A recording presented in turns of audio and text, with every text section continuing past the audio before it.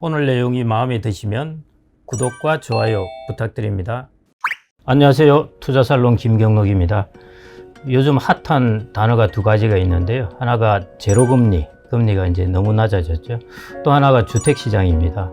그런데 이 핫한 두 단어가 연결이 되어 있습니다. 결국 제로금리와 주택시장이 연결되어 있는데요. 그래서 오늘은 제로금리와 주택시장, 그리고 향후 주택시장을 어떻게 바라볼 것인가 하는 쪽으로 한번 살펴보겠습니다. 예일대 로버트 실러 교수라고 있는데요.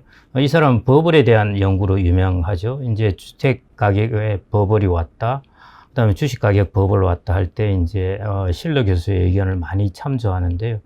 여러분들이 보시는 이제 가끔씩 들으셨을 겁니다. 미국 주택 가격 지수할 때 케이스 실러 지수라고 하는 게 있는데, 그게 이제 케이스와 실러가 이제 같이 개발한 그 지수입니다. 그리고 이제 CAPE, CAPE라고 있는데요. 그게 우리가 PER라고 PER 이야기하는데, 로버트 실러는 여기 cyclically adjusted, 그러니까 경기 순환에 따라서 조정된 그런 PER를 개발했기도 했고요. 그 다음에 최근에는 이제 excess, 초과 CAPE, 초과 CAPE라고 해가지고 이걸 가지고 이제 주식 가격의 버블을 이렇게 진단하기도 합니다.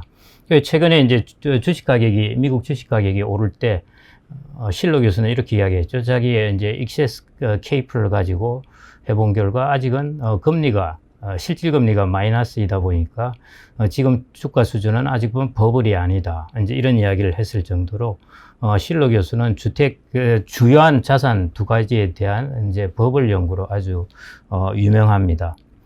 이제 실러 교수가 보기를 버블은 이제 가격이 오를 거라는 기대가 많아서 가격이 일시적으로 과다하게 오르는 것, 이걸 이제 일반적으로 버블의 특징이라고 봤는데요.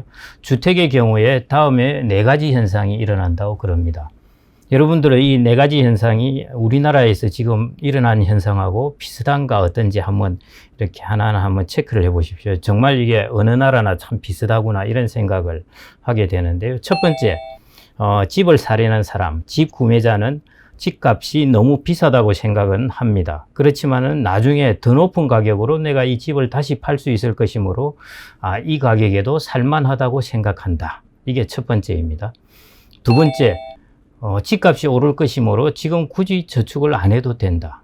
왜냐하면은 자기가 저축하는 액수보다 집값이 더 오르니까 여차하면은 집 팔아서 작은 집에 가면서 그걸 저축으로 하면 되지 하면서 저축을 잘 안 한다는 것입니다. 이게 두 번째 이제 그 특징이고요. 세 번째는 최초 구매자라고 그러죠. 처음 집을 사려는 사람들은 지금 사지 않으면은 나중에 살 기회가 없을 것이다, 이렇게 이제 초조한 마음을 가진다는 것입니다. 그게 이제 세 번째 특징이고요. 그 다음에 이제 네 번째 특징은 집값이 당장 떨어질 것 같지 않고, 그리고 장기적으로 볼 때는 집값은 확실하게 떨어지지 않을 것이라고 확신을 하고 집에 투자하는데 리스크는 장기적으로 거의 없다. 리스크는 거의 없다가 아니라 리스크가 없다, 이렇게 생각을 한다는 것입니다. 이런 생각들이 시장에 팽배할 때가 주로 이제 주택시장의 버블일 때 이런 생각들이 팽배한다고 그러는데, 우리나라에 지금 이 네 가지를 가만 보시면은 해당되는 것, 제가 이게 페이스북에 올려보니까요, 네 가지 다 해당된다는 사람도 있고, 세 가지 해당된다는 사람이 있고, 나는 저축을 하고 있으니까 두 번째는 해당되지 않는다, 이런 사람들도 있고 그러셨는데, 일반적으로 지금 우리나라에서 일어나고 있는 현상하고 비슷한 것 같습니다. 실러 교수가 이 페이퍼를 쓴 게 이제 2004년에 썼는데요. 미국이 보면은 90년대 후반부터 2000년 초반에 들어와 가지고 주택 가격이 급등하게 됩니다. 특히 이제 보면은 버블이라는 용어를 주택시장의 주택 가격에 잘 안 썼습니다. 그 대신 붐이라는 말을 많이 썼는데, 미국 시장에서 버블이라는 말이 써지기 시작된 게 이제 2002년부터 시작됩니다. 그때부터 하우징 마켓에 있어서 버블이 있다 말다 하는 말들이 나오게 됐는데, 이때가 언제인가 하면은 이때가 아주 재미있는 때입니다. 그 2003년 4년쯤에 하우징 버블, 결국 주택시장에, 미국 주택시장의 버블이라는 이야기가 많이 나오기 시작했는데요. 자, 이때가 어떤 때냐면은 우리 나스닥 버블이 2000년 초반에 꺼지기 시작했죠. 그 다음에 2001년에 무슨 일이 일어났습니까? 2001년에 미국의 쌍둥이 빌딩을 테러당한 9.11 사태가 일어났습니다. 이것 때문에 경기가 갑자기 그때 그러면서 사람들이 지금처럼 여행도 안 가려고 그러고 하니까 내수가 갑자기 거꾸로지는 것입니다. 그때 그 당시 연방준비은행장이었던 그린스펀은 정책금리를 대폭 인하합니다. 그래서 기준금리를 거의 6% 수준에서 2002년에는 2.5%까지 금리를 대폭 인하합니다. 이 이후에 2003년, 4년에 가면은 금리를 1%까지 인하합니다. 이게 이제 미국의 이제 주택 가격을 올리기 시작했고, 2008년 서브프라임 사태가 일어나서 미국의 주택 시장이 왕창 꺼질 때까지 이게 지속이 됩니다. 금리는 주택 시장에 이것처럼 절대적인 영향을 줍니다. 적극적으로 금리가 갑자기 많이 떨어질 때는 주택 가격이 껑충 뛰어버립니다.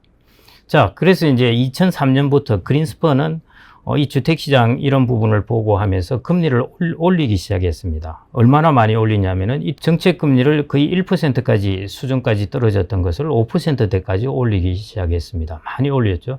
근데 이때 그린스펀의 고민이 생기기 시작했습니다. 뭐냐면은 정책금리를 올렸는데 장기금리가 안 올라가는 것입니다. 그래서 그린스펀의 이때를 가르쳐서 커넌드럼이라는 말을 썼는데요. 이게 난제 혹은 뭐 아주 수수께끼 같이 어려운 문제 이런 거라고 보면 됩니다. 무슨 뜻이냐면은 왜 내가 정책금리를 올렸는데 장기금리가 안 올라갈까? 이게 정말 수수께끼다 이거였습니다. 그러니까 그린스펀이 금리를 인상해서 뭔가를 제어해 보려던 게 숲으로 돌아가면서 주택 가격은 더 오르게 됩니다. 그러다가 2008년에 서브프라임 사태로 미국의 주택시장이 와르르 무너지고 이제 전 세계를 강타하게 되는 것이죠. 이게 그래서 미국의 이 한 사이클을 보면은 주택시장에서 금리라는 역할이 얼마나 많은 영향을 주느냐 하는 것을 알 수 있습니다. 그래서 우리나라도 똑같이 주택시장과 금리를 그려볼 수가 있습니다. 뭐냐면은 우리나라 금리가 2000년 초반에 제가 이제 채권 펀드 매니저를 시작했을 때인데요. 그때 국채금리가 8%였습니다. 그런데 지금 국채금리가 1% 이하죠. 0.8%, 0.9% 이렇지 않습니까?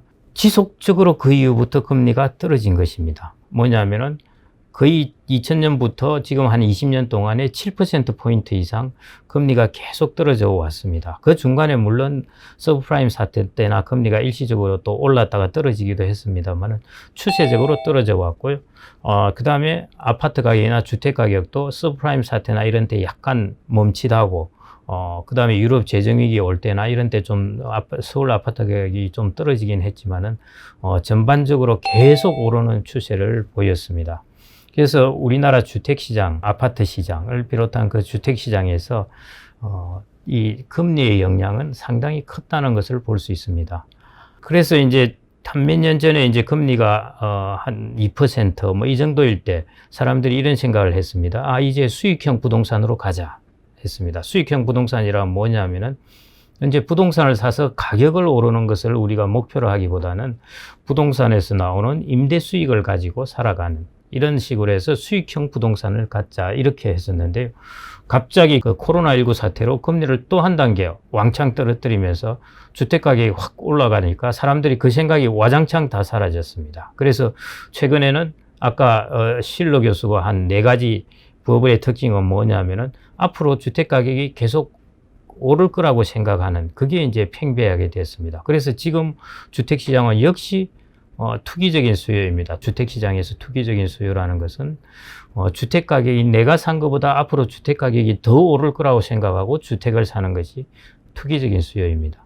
그러니까 내가 살려고 주택을 산다든지 혹은 임대를 주어가지고 내가 거기서 수익을 얻으려고 산다든지 하는 것이 아니라 지금 사서 전세를 끼고 지금 사서 더 높은 가격에 팔아서 이익을 얻겠다는 그런 사람들이 시장에 많아지면은 그게 이제 일종의 투기적인 그런 현상이라고 보아지는데 작년 이런 경우에도 이런 주택 거래에서 보면은 그런 수요가 엄청 많아졌죠. 사실은 그래서 이제 다주택자들도 많아지고 한 것들이 이제 자산을 키우는 데 있어서 주택을 통해서 주택의 가격을 오르는 것 이걸 목표로 한 사람들이 제로금리가 되면서 갑자기 많아졌다는 것입니다.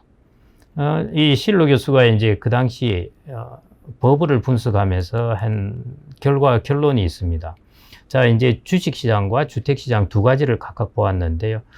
주식시장 같은 경우에 우리가 차입을 해서 주식을 사는 것, 그 다음에 자기 돈으로 주식을 사는 것, 그 다음에 주택을 사는 데 있어서 많은 사람들이 차입을 해서 주택을 사는 것, 그렇지 않고 차입을 덜 하고 자기 돈으로 주택을 사는 것, 이래 네 가지 경우를 볼 수 있습니다.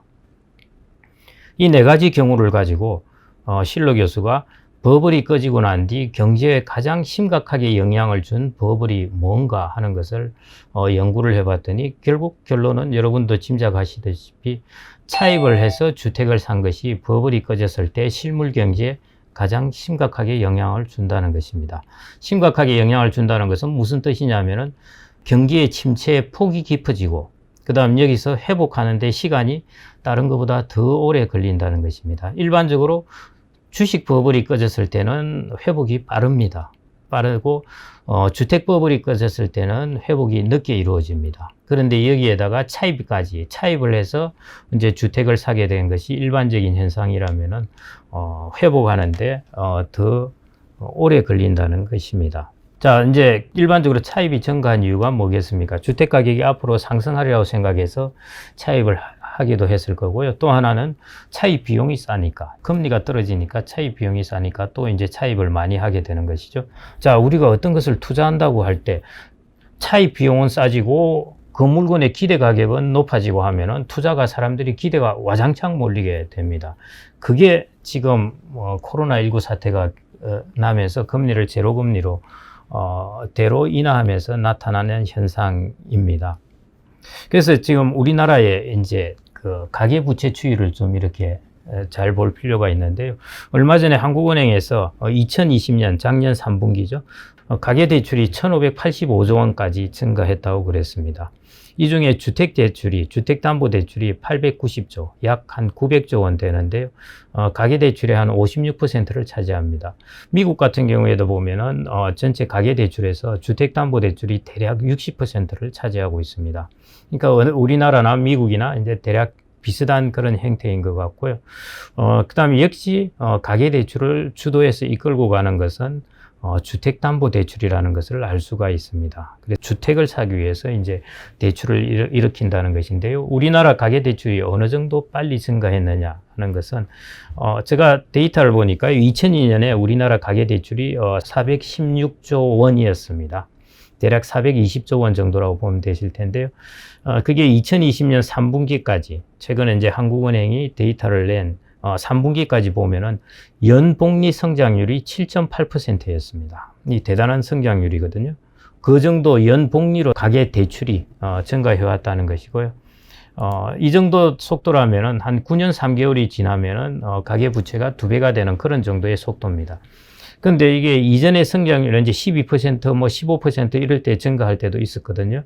최근에 성장률이, 연복리 성장률은 7.8%인데, 최근에는 성장률이 뚝 떨어졌으면은 그래도 괜찮습니다.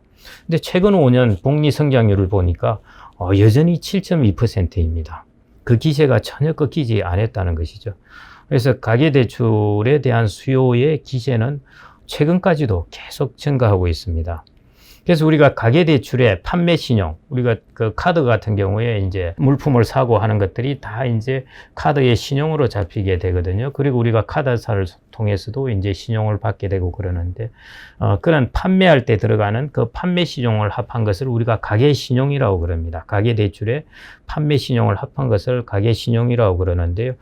그 가계신용이 1,680조 원 정도로 해가지고, 비로소 처음으로 우리나라의 명목 GDP를 넘어서서 101.1%를 기록했습니다. 그러니까 명목 GDP의 약 1배 정도 이렇게 된다는 것입니다. 국제결제은행은 한국가가 감내할 수 있는 이제 가계부채 수준을 GDP 대비해서 한 85% 수준으로 보고 있으니까요.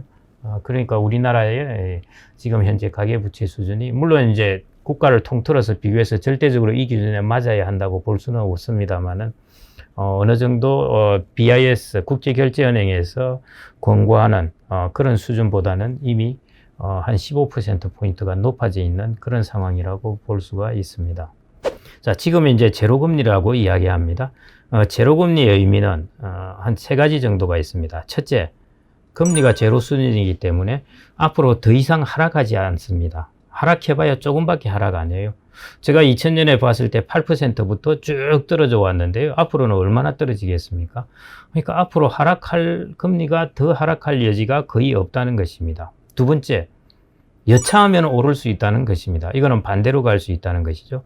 세 번째, 금리가 오르면은 몇 배로 되갚아줘야 된다는 것입니다. 그게 바로 버블이 꺼진다든지, 갑자기 자기가 차입한 금액이 금리가 오르면서 갑자기 갚아야 될 이자가 팍팍팍 증가한다든지 하면서 몇 배로 오르게 됩니다. 그래서 금리가 계속 떨어질 때에 비해서 금리가 오를 때에 우리가 받는 타격이 크게 되거든요. 그래서 비유를 들자면 이렇습니다. 이 제로금리라는 것은 지금은 마치 선물을 받는 것 같지만은 좀 있으면은 이거를 몇 배로 갚아줘야 되는 그런 상황입니다. 그래서 이게 이제 제로금리의 세 가지 의미라고 좀 이렇게 보시면 될 것 같고요. 그래서 저는 비유를 들어서 이제 이렇게 이야기합니다. 제로금리가 주택시장에 과연 어떤 의미를 줄까? 단기적으로는 사실은 주식 가격도 그렇고 주택 가격도 잘 모릅니다. 단기적으로 어떻다고 전망하는 것은 그냥 시장에서 자주 거래하는 사람들이 단기적으로는 잘 알 수 있는데요. 조금 주택을 부동산에 투자한다든지 하려면은 조금 더 길게 보시고 이제 결정을 하셔야 되는데, 자, 조금 길게 봤을 때 이제 제로금리라는 것과 주택시장에 관련해서 한 세 가지 정도 의미를 부여할 수 있을 것 같은데요. 제로금리라는 것은 앞으로 우리가 아궁이가 있다고 그러면 아궁이에 불을 지피고 있으면은 이게 부동산 시장입니다. 거기 불을 지피고 있으면은 추가적으로 장작이 더 이상 들어오지 않는다는 것입니다. 두 번째, 좀 있으면은 막 불타고 있는 장작을 하나씩 빼낼 수가 있다는 것입니다. 그게 이제 금리가 오르는 경우이겠죠.